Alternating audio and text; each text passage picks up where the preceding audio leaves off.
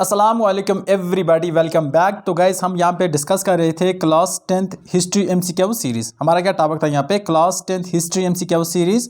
हमने chapter 1 and chapter 2 already discuss कर दिया है। आज का हमारा चैप्टर 3 होने वाला है और इसमें हम डिस्कस करने वाले यहाँ पे the making of a global world. इसके ऊपर जो भी इंपॉर्टेंट एमसीक्यूज बनते हैं या जो प्रीवियस ईयर क्वेश्चन पेपर में पूछे जा चुके हैं वो सभी वीडियो लेकर आए हैं। यहाँ पे सभी एमसीक्यूज लेकर आए। Definitely a lot to know, a lot to discuss as always, but before we begin आप अपने सुल्तान को बेनता मोहब्बत बख्शो, इस वीडियो को लाइक करके और इस चैनल को सब्सक्राइब करके। ऑलराइट, तो चलिए स्टार्ट करते हैं आज की इस वीडियो को विद क्वेश्चन नंबर सेकंड के साथ स्टार्ट करते हैं। फर्स्ट यहाँ पे नहीं है क्योंकि इतना इंपॉर्टेंट नहीं था तो मैंने सेकंड के साथ स्टार्ट कर दिया। What happened in the long distance culture exchange. अच्छा, जब कल्चरल एक्सचेंज होता है तो तब क्या होता है भाई? तो तब होता है फूड आइटम एक्सचेंज हो जाते हैं, ठीक है ना। मिसाल के तौर पर अगर आप देखोगे तो डिफरेंट कल्चर किस तरह चेंज होते हैं या डिफरेंट फूड आइटम किस तरह चेंज होते हैं। अगर आप देखो इंडिया में आता है, आप देखोगे टबैको इंडिया में आता है या इंडिया में पोटैटो आता है, तो ये कौन लेकर आते हैं भाई? ये लेकर आए थे हमारे जो पोर्टुगीज थे इंडिया में। जब पोर्टुगल्स आए थे तो तब उन्होंने ये सब कुछ लाए थे, ठीक है। इस तरह अगर आप नूडल्स देखो तो नूडल अगर हम देखें तो ये कहाँ का फूड है? नूडल है चाइना का फूड और ये पूरी दुनिया में सेपरेट होता है। इस तरह से कल्चरल एक्सचेंज की वजह से होता है, ठीक है ना। अगर हम उसके बाद देखें पास्ता देखें तो पास्ता एक अरेबियन फूड है और बाकी दुनिया में चेंज हो जाता है थ्रू कल्चरल एक्सचेंज की वजह से। ऑलराइट, आपको क्वेश्चन नंबर फर्स्ट आया होगा समझ। सेकंड क्वेश्चन क्या कहता है? थर्ड क्वेश्चन देख लेते हैं क्या होता है। थर्ड क्वेश्चन कहता है how many type of flows or movements were there in 19th century within the international economic exchange. कितने तरह के मूवमेंट थे आप मुझे बताएंगे तो इसका राइट आंसर क्या आ जाएगा भाई? इसका राइट आंसर आ जाएगा 3। There were 3 type of movements, ठीक है। Who played a great role in the making of the global world. तो सबसे इंपॉर्टेंट रोल किसने प्ले किया ग्लोबल वर्ल्ड बनाने के लिए? तो याद रखना technology play an important role in making of the global world. Technology का इसका राइट आंसर आ जाएगा, ठीक है ना। When did the Columbus discover America. तो कोलंबस ने for the first time discover कब कोलंबस ने for the first time America कब डिस्कवर किया था? तो याद रखना ये किया था उसने 1492 के अंदर, ठीक है ना। देखो असल में अगर हम देखें तो कोलंबस था कहाँ का भाई? ये था इनफैक्ट स्पेन और पोर्टुगल एरिया का था, ठीक है। ये इटली एरिया का मान लेते हैं, यहाँ पे था ये। एंड यहाँ पे इसको आना था इंडिया आना था, ठीक है ना। बट ये अनफॉर्चुनेटली बोलो अनफॉर्चुनेटली ये चला जाता है अमेरिका एंड वहां पे ये अमेरिका को डिस्कवर कर देता है, ठीक है ना। इंडिया का जो रूट आता है, इंडिया को किसने डिस्कवर किया था? इंडिया को किया था वास्को डी गामा ने किया था इंडिया को discover. But America were discovered by Columbus, Christopher Columbus, ये इसका पूरा नाम है। और डेट याद रखना 1492 के अंदर ये डिस्कवर हो जाता है, ठीक है। And Vasco D gamma India में आता है 1498 के अंदर, ठीक है। इतना हो गया clear. When did the Great Irish Potato Famine take place? तो ग्रेट आयरिश पोटैटो फेमैन कब होता है? तो ये याद रखना 1945 से 1949 के टाइम पीरियड में होता है, ठीक है ना। आपका ऑप्शन बी ठीक आ जाएगा। When did the system of indentured labor migrated get abolished? ठीक है ना। तो इंडेंचर्ड लेबर होता क्या भाई? ये होते हैं बाउंडेड लेबर, ठीक है। आपको एक कॉन्ट्रैक्ट करना पड़ता है, एक एग्रीमेंट करना पड़ता है अपने ओनर के साथ, फिर वहाँ पे आप काम करते हो और उसके बदले में आपको कुछ पैसा दिया जाता है या उसको मजदूरी दी जाती है, कहते हैं इंडेंचर्ड लेबर। और इंडिया में अगर हम देखें तो ये जो इंडेंजर लेबर था ये बुरी तरह से था। इंडिया से जो इंडेंजर लेबर लिए गए थे मोस्टली तमिलनाडु से लिए गए थे, बिहार से लिए गए थे और यूपी से लिए गए थे। यूरोपियन कंट्री में या अफ्रीकन कंट्री में इनको ज़बरदस्ती काम करवाया था, इनको पैसे भी नहीं देते थे और इनके जो पासपोर्ट थे या वीज़ा जो भी था ये जब्त कर दिया गया था और इनको ब्रूटल वहाँ पे कंडीशन में रहना पड़ता था, ठीक है। एंड अगर यहाँ पे देखें तो यहाँ पे अगर हम ये एबॉलिश कब किया गया था? तो याद रखना ये 1921 में इसको एबॉलिश कर दिया गया था। हो गया इतना clear. When did the great depression begin and and. तो आपको बताना है कि ग्रेट जो डिप्रेशन था वो कब शुरू होता है और कब खत्म होता है। तो याद रखना ये शुरू होता है 1929 में और खत्म होता है 1933 में। ये बहुत इंपॉर्टेंट है, याद रखना। 1933 में ये कंप्लीट खत्म हो जाता है, बट इसका जो जोर होता है ना पीक है, फॉर एग्जांपल यहाँ पे 1929 में राइज हो जाता है और अगर हम देखें तो डाउन होता है यहाँ पे 1930 में, ये मिड 1931 में ये डाउन हो जाता है और 1933 आते आते ये कंप्लीटली एबॉलिश हो जाता है, कंप्लीटली खत्म हो जाता है। इतना होगा clear. Alright, when did the IMF and the international monetary fund होता है IMF की full form. When did the IMF and the World Bank start their functional operation? तो ये इन्होंने कब स्टार्ट किया था? याद रखना 1947 उन्होंने अपना काम स्टार्ट किया था, ठीक है ना। इनका क्या काम था? जो भी वर्ल्ड वार फर्स्ट में जो कंट्री मतलब जिन पे ऊपर बहुत ज़्यादा इफेक्ट पड़ा था उनको ये हेल्प करते थे, उनका कंस्ट्रक्शनल उनको डेवलपमेंट में बहुत ज़्यादा हेल्प करता था IMF एंड वर्ल्ड बैंक, ठीक है ना। What was render paste. Render paste क्या थी भाई? ये एक कैटल डिजीज थी, ठीक है। रेंडर पेस्ट कहाँ पे इंट्रोड्यूस की थी? असल में ये ह्यूमन मेड डिजास्टर था, ये अफ्रीका में इंट्रोड्यूस की गई थी और इसकी वजह से 90% ऑफ द पॉपुलेशन जो कैटल की पॉपुलेशन थी वो मर चुकी थी, ठीक है ना। कैटल की पॉपुलेशन 90% अफ्रीका के अंदर रेंडर पेस्ट डिजीज की वजह से मर चुकी थी, ठीक है। आगे चलते हैं, नेक्स्ट क्वेश्चन देख लेते हैं। नेक्स्ट क्वेश्चन क्या कहता है? What was the other name of the group of the 77 countries. तो इसका अदर नेम क्या था? G77 भी कहते हैं, इसको कहते हैं group of 17 country. What was chutney music. तो ये क्या था भाई? ये याद रखना ये था, ऑप्शन भी हमारा आएगा most popular and ट्राइडेंटल Guyana.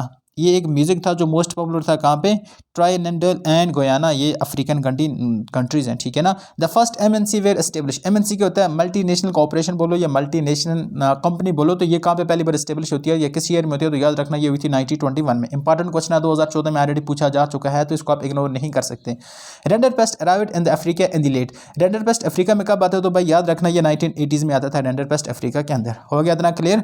The first world war was mainly fought in, तो ये कहाँ पे होता है, कौन से कंटिनेंट में होता है, तो याद रखना ये होता था यूरोप के अंदर, और यूरोप को बहुत ज़्यादा इसकी वजह से तबाही उठाना पड़ी थी, ठीक है ना। इसकी वजह से इसने अमेरिका से उधार लेना शुरू कर दिया और अमेरिका ऊपर आ गया और यूरोप पीछे चला गया। इलाइगन मिल्स वाज स्टार्टेड इन, तो ये कहाँ पे स्टार्ट होती है, ये याद रखना, ये स्टार्ट हुई थी आपको कानपुर में स्टार्ट होती है, ठीक है ना। The first world war dash million people died, तो फर्स्ट वर्ल्ड वार में कितने मिलियन लोग मर गए थे, सॉरी, तो याद रखना फर्स्ट वर्ल्ड वार में about 80 lakh people were died. 80 lakh अगर बोले तो ये होता है 8 मिलियन, कितना, 8 million people were died during first world war, ठीक है ना। एंड सेकंड वर्ल्ड वार में 40 लाख लोग मर गए थे, कितने लोग मर गए थे, 40 से 60 लाख, मुझे लगता है 60 lakh people were died, and total में 1 crore and 40 lakh people were died. First world war और सेकंड वर्ल्ड वार में इतने लोग मरे थे, 1 करोड़ 40 लाख लोग मर चुके थे, ठीक है, ये बहुत ही बड़ी फिगर है, इतने लोग मर गए थे, ठीक है ना। इसमें सिविलियन एंड आर्मर्ड पर्सन दोनों आते हैं। Indentured labour migration was abolished, तो हमने पढ़ा ये 1921 में इसको एबॉलिश कर दिया गया था, ठीक है ना। यहाँ पे आपको क्वेश्चन 2017 में कश्मीर वालों को पूछा गया था, तो ये याद रखेंगे आप। क्या था, विच वेस्ट इंडीज़ था, ये West Indies character is descended from the indentured labour migrate from the India. आपको पता है इंडिया से लेबर लिए गए थे वेस्ट इंडीज़ के, मतलब कैरिबियन आइलैंड्स में लिए गए थे, वहाँ पे उनसे काम करवाया था, बट ये वहीं पे सेटल हो जाते और वहीं पे शादी कर लेते, और यहाँ पे इन्होंने बहुत बड़े बड़े काम किए, इन्होंने यहाँ पे नोबेल प्राइज़ लिए, और यहाँ पे इन्होंने इवन के वहाँ के जो स्पोर्ट्स था वहाँ पर भी बड़ी लेवल पर पहुँचे। और एक बंदा जिसका नाम था राम नरेश शर्मा, ये वहाँ पर क्रिकेट में बहुत इन्होंने अपना नाम कमाया, ठीक है। Which was the fabled city of gold, तो फेबल सिटी ऑफ गोल्ड किसे कहते हैं भाई, ये कहते हैं एल डोराडो, किसको कहते हैं भाई, एल डोराडो को कहते हैं। हो गया इतना क्लियर, इसमें कोनो confusion.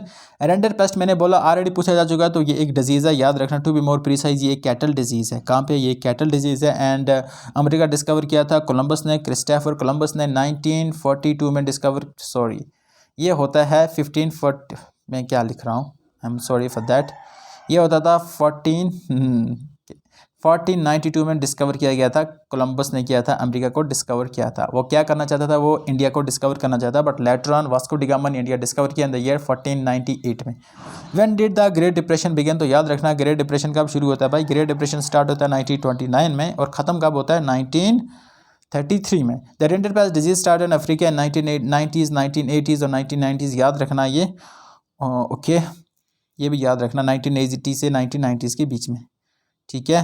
One of the following West Indian characters, मैंने अभी इसका नाम लिया, इसका नाम था राम नरेश शर्मा, ये आपको एग्जाम में आएगा जरूर। Rinderpest arrived in Africa 1980s to 1990s definitely. Which of the following canal was made in JNK, तो कौन सी JNK में बनी है, मार्टिन कैनल भी JNK में है, उसके बाद रणबीर कैनल भी JNK में है, उसके बाद श्री प्रताप कैनल भी JNK में है, तो हम बोलें तो all of the above are in the JNK। That is was an illegal execution, तो ये थे रस्म, ठीक है ना, रस्म की बात करें तो ये लीगल एग्जीक्यूशन होते हैं। अब ये इंपॉर्टेंट क्वेश्चन है, इस पर भी एक नज़र लगा देते हैं क्योंकि ऐसे क्वेश्चन बनने के चांसेस लगे रहते हैं, तो चलिए स्टार्ट करते हैं इसको।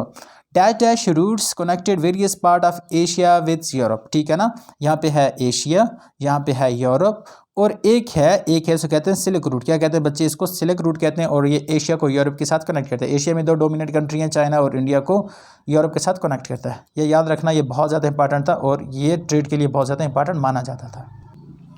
Dash helped in the long distance cultural exchange, तो कौन सी लॉन्ग डिस्टेंस कल्चरल एक्सचेंज में हेल्प करता है आपको, तो याद रखना ट्रेड की वजह से ये पॉसिबल हो पाता है, ट्रेड यहाँ पे राइट आंसर आ जाएगा।